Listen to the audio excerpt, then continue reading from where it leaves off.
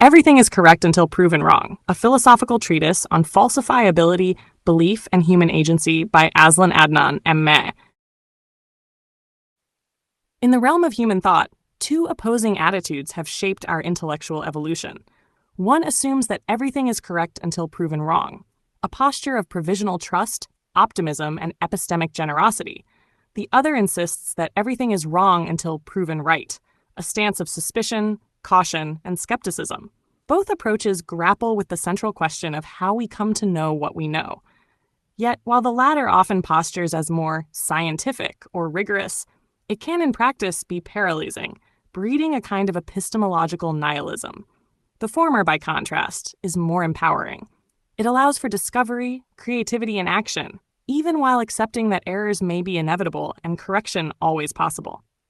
This essay explores the philosophical meaning and implications of the maxim, "Everything is correct until proven wrong," grounding the discussion in Karl Popper's philosophy of falsifiability, contrasting it with the disempowering alternative, and highlighting the role of this principle in sustaining intellectual vitality and human progress. The philosophical core of the claim. To say that everything is correct until proven wrong is not to advocate blind credulity or uncritical acceptance. Rather, it reflects an attitude of epistemic openness. It suggests that, in the absence of clear refutation, a belief, theory, or proposition may stand, not as eternal truth, but as a working hypothesis that enables further thought and action. This principle underpins much of human activity, from science to ethics to everyday living. We trust the road will hold as we drive, that our language means the same thing today as it did yesterday, that our friends will act in familiar ways. These assumptions are not naive. They are pragmatically necessary. They are correct, for now, until proven otherwise. In contrast, the posture of assuming everything is wrong until proven right invites a kind of epistemological paralysis. If we await absolute proof before accepting anything, we will never act, never decide, never build. This mindset misconstrues the nature of knowledge itself, which is always partial, provisional, and context-bound. It assumes that certainty is a prerequisite for action, a standard neither realistic nor historically supported. Karl Popper and the Logic of Falsification. The great 20th century philosopher of science, Karl Popper, offers a crucial lens through which to evaluate these two worldviews. In his seminal work, The Logic of Scientific Discovery, Popper argued that science does not proceed by verification, proving things right, but by falsification, or proving things wrong. According to Popper, no scientific theory can ever be definitively proven true. At best, it survives repeated attempts at refutation. A theory is scientific if, and only if, it is falsifiable. That is, if there exists a conceivable observation or experiment that could show it to be false. The strength of a theory lies not in its unassailable truth, but in its resilience in the face of empirical challenge. Thus, science progresses not by collecting confirmations, but by proposing bold hypotheses and ruthlessly testing them. Theories that survive such trials are not true in an absolute sense. They are simply not yet proven wrong. This epistemological modesty lies at the heart of Popper's thought, but it also reveals a deeper truth.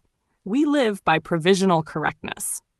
In a Popperian world, everything is true until it is refuted. Theories guide action because they have not yet been falsified, not because they are indubitably correct. This is the very spirit of everything is correct until proven wrong. The empowerment of provisional knowledge. By embracing provisional correctness, we grant ourselves the power to act in uncertainty.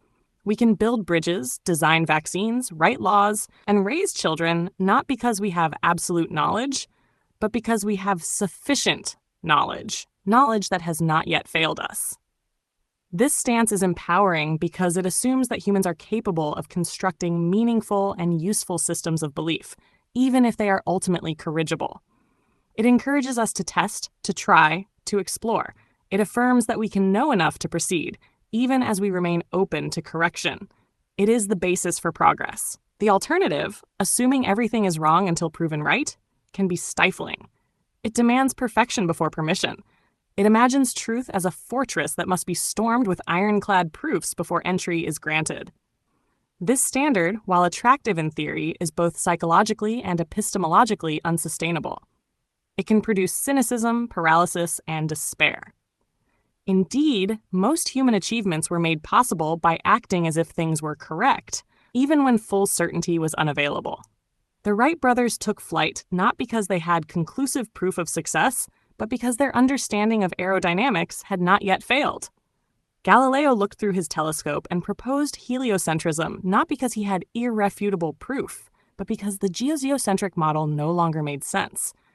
Societies change laws, adopt norms, and implement policies based on theories that are good enough, correct for now. The pragmatism of belief philosophers like William James and Charles Sanders Peirce, early pragmatists, understood that belief is not just an intellectual assent to truth claims, but a mode of action. To believe something is correct until proven otherwise is to engage the world with confidence. This pragmatism resonates with everyday life. When you trust a friend, you are not demanding proof of loyalty at every turn. You are granting correctness until shown betrayal. This is not irrational. It is rational confidence based on prior experience, patterns, and the absence of contradiction. It is a gamble, yes, but one that acknowledges the cost of doing nothing while waiting for perfection. Counterarguments and cautions. One might object, is this not dangerous? Might it not lead to dogmatism or blind faith? What about pseudoscience, conspiracy theories, or false beliefs that persist simply because they are not yet refuted? These are fair concerns. But the principle does not say everything is true forever unless disproven. It says correct, not absolute, and crucially adds until proven wrong. It is a call for open-mindedness, not obstinacy. It affirms that knowledge should be adaptive, not static. The key lies in remaining open to falsification, to new evidence, to being proven wrong. The misuse of provisional correctness, by refusing to accept evidence that disproves a belief, is not a fault of the principle itself, but a failure to apply it correctly. Science, democracy, and ethics all function best when they balance trust and doubt, faith and inquiry.